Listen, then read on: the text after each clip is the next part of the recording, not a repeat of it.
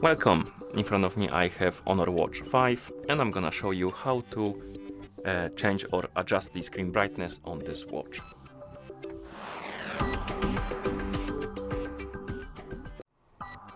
First we need to wake up the screen on our watch, and you can do it by pressing the side button. After you wake up the screen, press the side button again to open the menu, then scroll through the menu, look for the settings icon, and once you find it, tap on it to enter the settings. In settings, find the option called display and brightness, and once you find it, tap on it of course. And here find the brightness option and select it. And as you can see, we have a list of brightness levels. By default, the auto will be selected, but you have 1, 2, 3, 4, and 5.